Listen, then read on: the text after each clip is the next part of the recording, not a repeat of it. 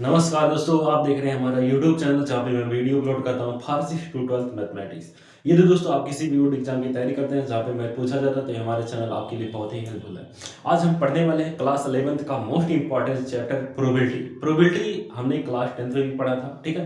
Class 11th में कुछ चीज़ें उसमें अलग हैं, जैसे यहाँ वहाँ पे हमने केवल उसका बेसिक फार्मूले से रिलेटेड ही क्वेश्चन देखा था, बट यहाँ पे हमें इसमें बहुत सारी घटनाएं होती हैं, जैसे मिस घटना क्या होती है, सरल घटना क्या होती है, निशेष घटना क्या होती है, अपवर्जी घटना क्या होती है। तो इन सब के बारे में और इन सब के जो थ्योरम है उसको जो है क्लियर करते हुए मतलब इसको समझेंगे। तो आइए दोस्तों, बिना देरी के वीडियो को स्टार्ट करते हैं और हर एक कंसेप्ट को इसके अच्छे से समझते हुए चलते हैं। तो यहाँ पे सबसे पहले हम देखते हैं प्रोबेबिलिटी, जो हमारे चैप्टर है प्रायिकता। प्रायिकता क्या होता है, ठीक है। प्रायिकता आप परिचित हैं इससे, क्लास 10th में आपने इसको पढ़ा था, ठीक है। प्रायिकता क्या होता है, किसी भी चीज का अनुमान लगाना, ठीक है।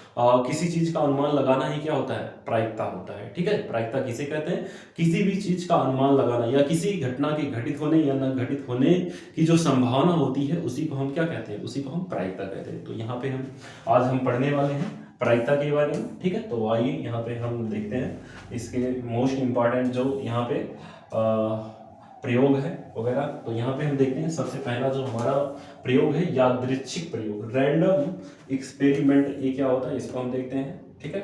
तो रैंडम एक्सपेरिमेंट क्या होता है, यहाँ पे प्रायिकता का डेफिनेशन हमने जो आपको बताया है, ठीक है, कि किसी घटना के होने या ना होने की जो संभावना होती है उसी को प्रायिकता कहते हैं। यादृच्छिक प्रयोग क्या होता है, एक ऐसा प्रयोग जिसके सभी संभव परिणाम, परिणाम का मतलब होता है नतीजा, ठीक है। परिणाम का मतलब होता है नतीजा। जैसे मान लीजिए कि आप एक सिक्का उछाल रहे हैं तो उसका क्या नतीजा हो सकता है, ठीक है, या तो हेड आएगा या तो टेल आएगा। तो इसके दो नतीजे हैं जिनको हम परिणाम कहते हैं। तो यही हमारा होता है परिणाम। परिणाम क्या होता है, परिणाम मतलब नतीजा, ठीक है। जैसे आप पढ़ेंगे नहीं तो या तो फेल होंगे या तो पास होंगे, इसके दो ही नतीजे आएंगे। तो इसका मतलब परिणाम का मतलब नतीजा होता है, ठीक है। ऐसे भी आप समझ सकते हैं, ठीक है।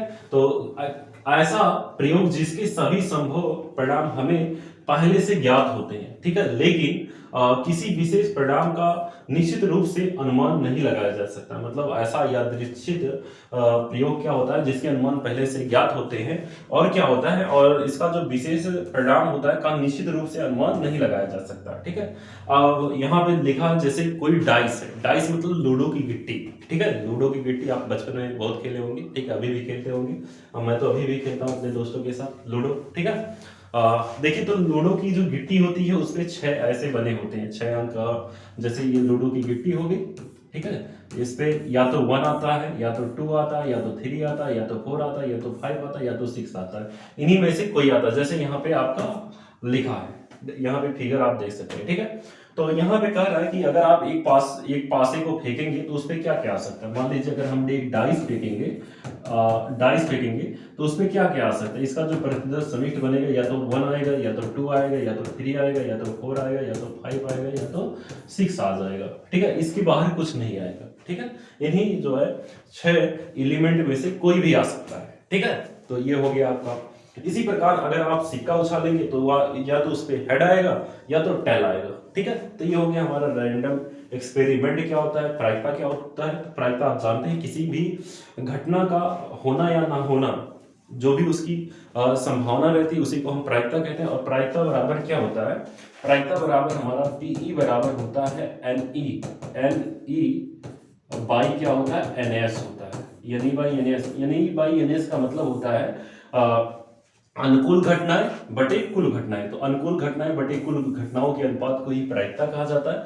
इंग्लिश में आप जानना चाहते हैं तो number of variable outcome upon number of total outcome, यही होता है प्रायिकता का डेफिनेशन। तो आई होप ये आप अच्छे से समझ गए होंगे, ठीक है।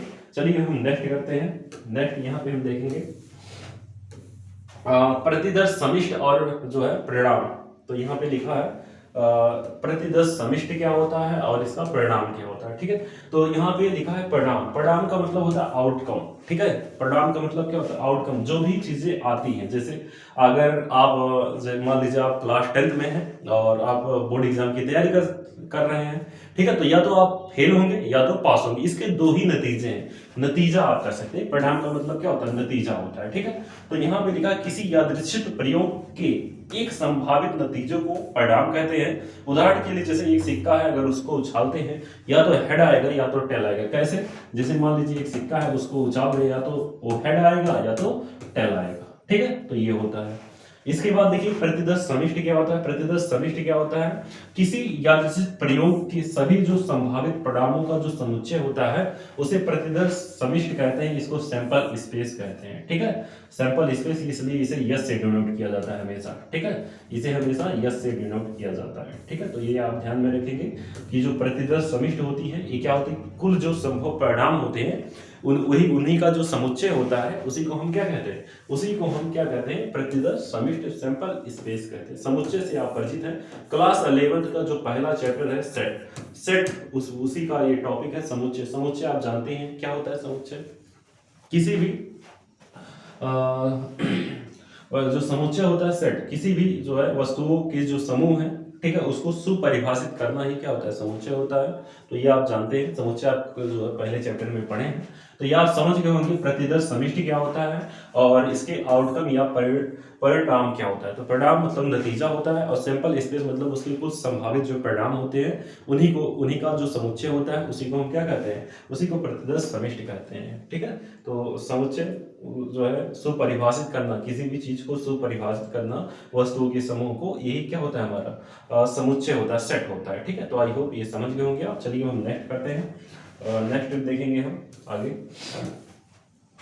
हाँ, लिखा है घटनाएं, इवेंट। अब यहाँ पे घटनाएं क्या क्या लिखा है? जैसे लिखा है घटना किसी भी प्रतिदर्श समिष्ट यश को ही यश कोई भी उपसमुच्चय यानी सबसेट। जैसे मान लीजिए आपने एक डाइस फेंका, तो इसकी जो प्रतिदर्श समिष्ट है यहाँ पे एक 2 3 4 5 6, ये इसका क्या होता है? ये सेट होता है। और मान लीजिए ये कोई आप घटना घटी कि इस पे जो है 2 आ गया, सम संख्या आ गया, 4 6 आ गया, तो ये क्या हो गया? इसका ये सेट है। ये मान लीजिए ये सेट है और ये क्या होता है? सेट मतलब समुच्चय, ये होता है सबसेट। इसको क्या कहेंगे? सबसेट। सबसेट का मतलब होता है उप समुच्चय। ये क्या है? उप समुच्चय। ठीक, आपका ये उप समुच्चय है। ठीक है, ये आपका उप समुच्चय है। ठीक है, तो ये हो गया आपका। ठीक है, अब यहाँ पे लिखा है कि निश्चित घटना। तो घटना आप समझ गए, जैसे किसी प्रतिदर्श समिष्टि यानी यश का कोई भी उप समुच्चय घटना ई कहलाता है, इसे ई से डिनोट करते हैं, इवेंट। ठीक है, जैसे इसमें सम संख्या आ गई, विषम संख्या आ गई, ठीक है, और 4 से बड़ी संख्या आ गई, 4 से छोटी संख्या आ गई, ये सब क्या है? इवेंट है, घटना। अब घटनाओं में यहाँ पे कुछ घटनाएं निकाल, जैसे निश्चित घटना, श्योर मतलब जिसका घटित होना निश्चित होता है उसे हम निश्चित घटनाएं कहते हैं। और इसकी जो प्रायिकता होती है वो क्या होती है? एक होती है, जिसका घटना। जैसे मान लीजिए अगर एक सिक्का फेंकेंगे तो या तो हेड आएगा या तो टेल आएगा, तो दोनों की जो ये घटना होगी, इसकी जो प्रायिकता होगी वो हमेशा क्या होगी? 1 होगी। तो ये हो गया हमारा इम्पॉसिबल इवेंट। जैसे यहाँ पे 6 तक के नंबर होते हैं। अब क्वेश्चन में ऐसा कर दे कि अगर एक पासा हम उछाल रहे हैं उसमें 7 आने की प्रायिकता आ गया, तो 7 इसमें होता ही नहीं, पासे में, डाइस में। ठीक है, तो जब यहाँ पे 7 होता नहीं तो वो कहाँ आएगा? ठीक है, क्यों आएगा? तो यहाँ पे जो है ये क्या होता है? इम्पॉसिबल इवेंट होता है और इसकी जो प्रायिकता होती है वो हमेशा आप ध्यान में रखेंगे 0 होता है, 0 होता है। अब लिखा है क्वेश्चन अगला कि सरल घटना जो है सिंपल इवेंट क्या होता है? सिंपल इवेंट जिसमें केवल एक ही परिणाम होता है, जिसमें केवल क्या होता है? एक ही परिणाम होता है, उसे हम सरल घटना कहते हैं। ठीक है, जैसे मान लीजिए एक पासा फेंकें तो उसमें जो है 6 आ गया, मतलब एक ही संख्या आ रहा है, तो ये क्या हो गया हमारा? ये हमारा सिंपल इवेंट हो गया। ठीक है, तो आई होप ये आप समझ गए होंगे। चलिए हम आगे करते हैं। लिखा है घटनाओं के प्रकार और महत्वपूर्ण धारणाएं। अब यहाँ पे जो है ये बहुत इंपॉर्टेंट है। ये दोनों जो है आपके 14.1 के लिए बहुत ही इंपॉर्टेंट है कि अपवर्जी घटना क्या होती है। यहाँ पे अपवर्जी घटना क्या होती है, जिसको हम जो है म्यूचुअली एक्सक्लूसिव इवेंट कहते हैं। ठीक है, म्यूचुअली एक्सक्लूसिव इवेंट यानी परस्पर अपवर्जी घटना क्या होता है। तो इसको आप अच्छे से समझिए कि परस्पर अपवर्जी घटना क्या होता है। जैसे मान लीजिए आप कि एक पासा है, एक डाइस है, और अगर मान लीजिए एक डाइस है, ठीक है, तो उसको हम उछाल रहे हैं। ठीक है, तो यहाँ पे क्या होगा? इस पे होगा या तो 1 2, इसका जो सिंपल स्पेस बनेगा 3 4 5 और 6। यहाँ पे ई घटना कह रहा है, या ए घटना इसको आप मान सकते, ए घटना कह रहा है कि इसमें सम संख्या आ रहा है, तो 2 4 6 हो गया, ठीक है। और दूसरा बी घटना कह रहा है कि इसमें विषम संख्या आ रहा है, यानी जो है 1 3 और 5 आ रहा है। तो यहाँ पे इन दोनों का इंटरसेक्शन अगर हम करेंगे तो दोनों में कुछ कॉमन मिल ही नहीं रहा, तो यानी क्या आ रहा है, फाई आ रहा है।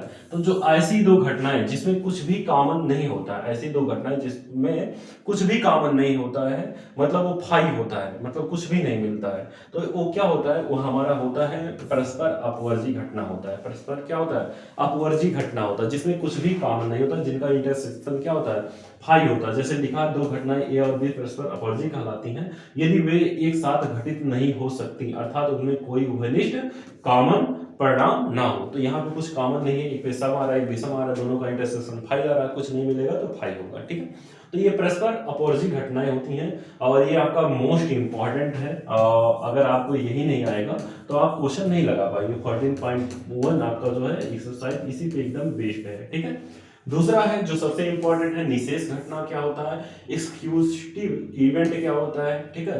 ये निशेष घटना किसे कहते हैं, तो यदि कुछ घटनाओं का सम्मिलन, यानी मान लीजिए अगर यहाँ पे जैसे ये हमारा है ए घटना और बी घटना घटा, तो यहाँ पे अगर ए यूनियन बी हम करेंगे तो यहाँ पे क्या आ जाएगा, हमारा वही जो प्रतिदर्श समिष्ट है, यानी 1 से लेकर 6 तक आ जाएगा कि नहीं। जैसे देखिए 1 2 3, यहाँ पे 1 2 3 4 5 6 है कि नहीं, तो यानी वही सैंपल स्पेस आ जा रहा है। तो अगर दो घटनाओं का अगर इवेंट, दो घटनाएं हो या 3 घटनाएं हो, अगर उनका यूनियन हम ले तो क्या आ जाए, प्रतिदर्श समिष्ट आ जाए। अगर प्रतिदर्श समिष्ट आ जाती है तो हमारी जो घटनाएं होती हैं उसे हम निशेष घटना कहते हैं, ठीक है।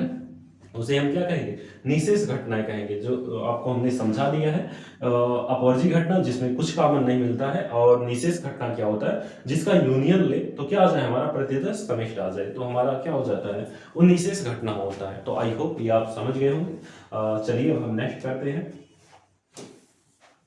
लिखा है प्रायिकता का अभिवृत्तीय दृष्टिकोण क्या है, ठीक है, एक्सिमेटिक अप्रोच क्या होता है। तो यहाँ पे हम थोड़ा सा इसमें समझेंगे, ये मोस्ट इंपॉर्टेंट है। तो यहाँ पे क्या होता है, इसका जो है अभिग्रहित दृष्टिकोण, अगर मूल अभिग्रहित क्या होता है, बेसिक एक्सियम क्या होता है, किसी घटना ए की जो प्रायिकता होगी वो 0 और 1 के बीच में आएगी, ठीक है, 0 और 1 के क्या आएगी, बीच में आएगी। अगर इससे बड़ी होती है, सॉरी यहाँ पे आपकी जो पी ए होगा, प्रायिकता होगी, ये हमेशा क्या होगी, ये हमेशा 1 से क्या होगी, छोटी होगी, ठीक है। 1 के बराबर हो सकती है, 1 से छोटी हो सकती है, ठीक है। किसी भी घटना का जो परिणाम होगा, यहाँ पे प्रायिकता निकालेंगे तो हमेशा 1 के बराबर या 1 से छोटी होगी। तो ये आपको दिमाग में रखना है कि 0 के बराबर या 0 से छोटी, 1 के बराबर या 1 से छोटी। अगर यहाँ पे 2 आ गया तो हमारा क्या हो जाएगा, ये मूल अवग्रहित नहीं होगा, तो ये आपको दिमाग में रखना है। दूसरा, इनकी जो प्रायिकताओं का जो योगफल होगा वो हमेशा क्या होगा, 1 होगा। जैसे मान लीजिए जो निश्चित घटना की जो प्रायिकता होगी उसका जो योगफल करेंगे, P A plus P B, ठीक है, plus P B plus P C, इनका योगफल कितना आना चाहिए, हमेशा 1 आना चाहिए, जो यहाँ पे लिखा गया है, ठीक है। तो ये होगी। अब चलिए हम नेक्स्ट करते हैं आगे।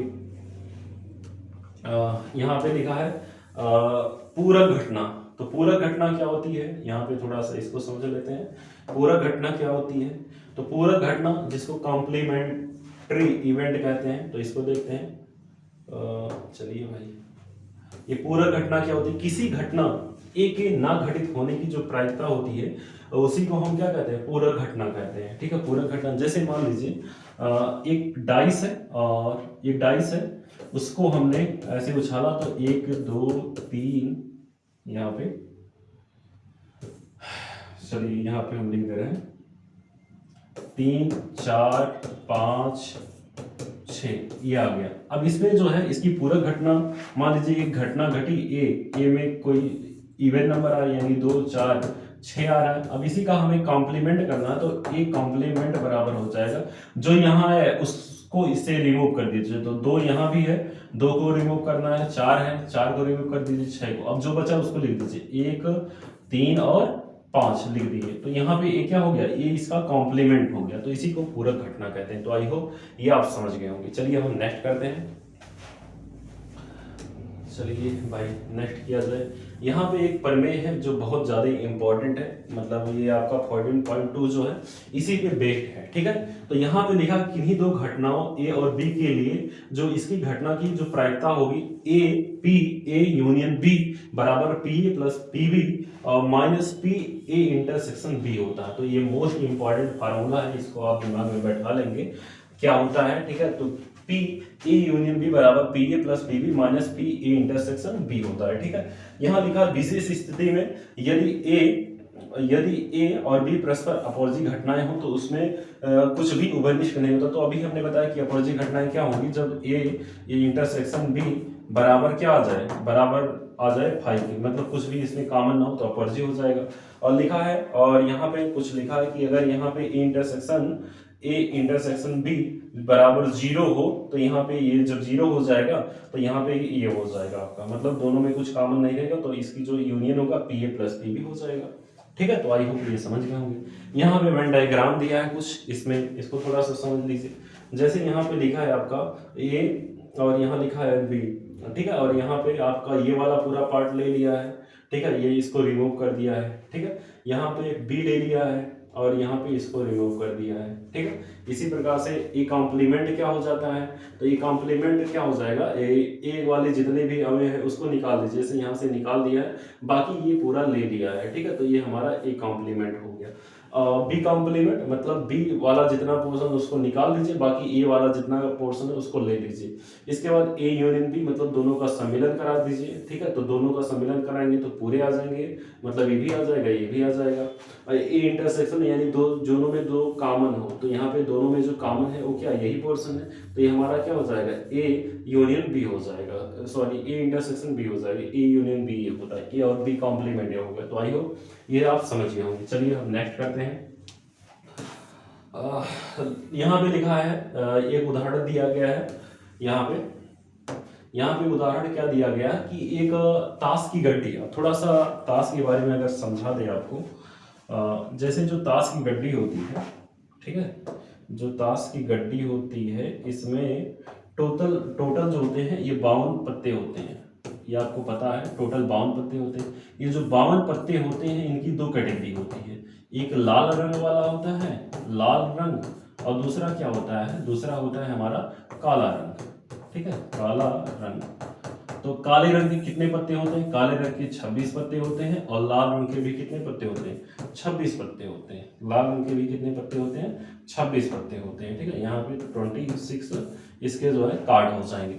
अब ये जो लाल वाला होता है इसको दो कैटेगरी में बांटा जाता है, एक डायमंड होता है जिसको ईंट का पत्ता कहते हैं, ईंट, और एक हर्ट होता है जिसको पान का पत्ता कहते हैं, ठीक है, जिसको क्या कहते हैं, हर्ट मतलब पान का पत्ता। ये कितना होता है, ये 13 होता है, और ये भी क्या होता है, ये भी आपका 13 पत्ता होता है। इसी प्रकार से इसमें दो कैटेगरी होती है, एक होती है हमारी क्या, एक होता है हमारा यहाँ पे क्लब मतलब चिड़िया होता है, क्लब मतलब क्या होता है, चिड़िया का पत्ता होता है, चिड़िया का जो पत्ता होता है ये कितना पत्ता होता है, 13 पत्ता होता है।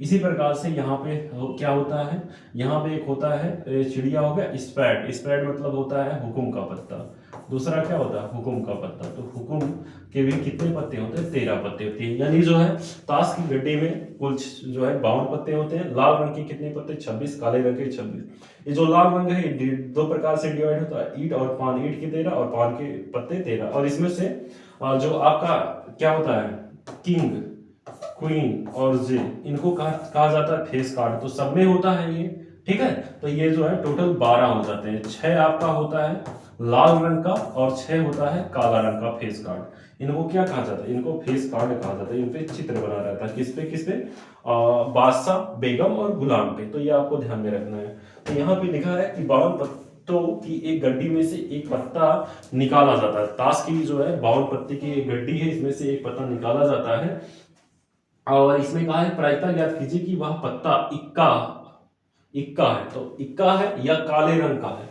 तो यहाँ पे सबसे पहले अगर हम बात करें इक्का, तो इक्के ताश की गड्डी में कितने इक्के होते हैं, ताश की गड्डी में आपके इक्के कितने होते हैं, ताश की गड्डी में आपके 4 इक्के होते हैं, ठीक है। तो यहाँ पे 4 इक्के होते हैं। अब यहाँ पे कहा है या जो है काले रंग का पत्ता हो तो काले रंग के कितने पत्ते होते हैं, सॉरी काले रंग के कितने इक्के होते हैं, तो यहाँ पे ताश की गड्डी में 26 कुल पत्ते होते हैं और इक्के 4 होते हैं, ठीक है, सभी के होते हैं, तो 2 काले रंग के 2 लाल रंग के, तो काले रंग के कितने इक्के होते हैं, 2 इक्के होते हैं, तो यहाँ पे 2 इक्के हो गए। तो यहाँ से हम निकालेंगे, यहाँ से हम निकालेंगे अगर, तो क्या हो जाएगा, यहाँ से अगर हम निकाल लेते हैं मतलब वो उसके क्या, सबसे पहले हम निकालेंगे ताश की गड्डी में कितने इक्के होते हैं, 4 इक्के होते हैं, जिसमें से जो है आपके काले रंग के कितने इक्के होते हैं, काले रंग के आपके 2 इक्के होते हैं, तो 2 बटा यहाँ पे कितना कर देंगे हम, काले रंग के तो 26 बटा कितना कर देंगे 52, यहाँ पे 52 कर देंगे, 26 बटा 52 और यहाँ से इसको काट देंगे, ठीक है, तो यहाँ से आप इसको काट सकते हैं, तो यहाँ से आप काट भी सकते हैं, ठीक है, नहीं तो ऐसे रहने दीजिए जैसे क्वेश्चन में किया है। इसके बाद दूसरा हमसे कहा है कि काले रंग का इक्का हो, तो इक्के कितने होते हैं 2, तो यहाँ पे 2 कितना हो गया 2। देखिए जब यहाँ पे या लगा रहेगा, कहाँ पे क्वेश्चन हमारा है या का मतलब होता है यूनियन, और जहां और लिखा रहेगा, जहां पे या का मतलब क्या होता है, या का जहां क्वेश्चन में या आ जाए, या का मतलब क्या होता है यूनियन, और जहां पे और आ जाए इसका मतलब होता है इंटरसेक्शन, तो ये आपको दिमाग में रखना है, ठीक है, जहां पे या आए वहां यूनियन और जहां पे और आए वहां इंटरसेक्शन का यूज आप करेंगे। तो यहाँ पे लिखा पहले कि वह पत्ता या तो इक्का है, मतलब इक्का होने की प्रायिकता, या काले रंग का है, तो यहाँ पे 52 पत्ते हैं, इक्के 4 होते हैं और काले रंग का इक्का कितना होता है 26 होता है, ठीक है, तो यहाँ पे पहले इक्का 4 होता है, 4 बटे 52 करेंगे तो कितना हो जाएगा आपका, 4 बटे 52 करेंगे तो आपका 13 चौके 52 होता है, यानी 1 बटा 13 हो जाएगा, प्लस इसके बाद जो है उसके काले रंग का तो 26 बटा 52, तो 26 बटा 52, तो यहाँ से 13 बटे 26 कर देंगे, ठीक है, यहाँ पे 13 बटे 26 कर देंगे, 13 बटे 26 कर देंगे, माइनस इन दोनों में कॉमन क्या है, कॉमन चीज ए इंटरसेक्शन बी क्या कह रहा है कि 2 ये जो इक्के हैं, ठीक है, काले रंग के कितने इक्के होते हैं 2 ही इक्का होता है, तो यहाँ पे माइनस 2 इक्के वाला करेंगे तो यहाँ पे आपका हो जाएगा 2 बटा 52 हो जाएगा, तो यहाँ से 2 से काट देंगे, यहाँ पे 26 आ जाएगा, और यहाँ से इनका एलसीएम लेंगे तो ये 26 हो जाएगा, और यहाँ से आप 13 दूना 26 2, और यहाँ से 13, और यहाँ पे कितना है आपका 1 है, तो इसको आप करेंगे तो आपका कितना हो जाएगा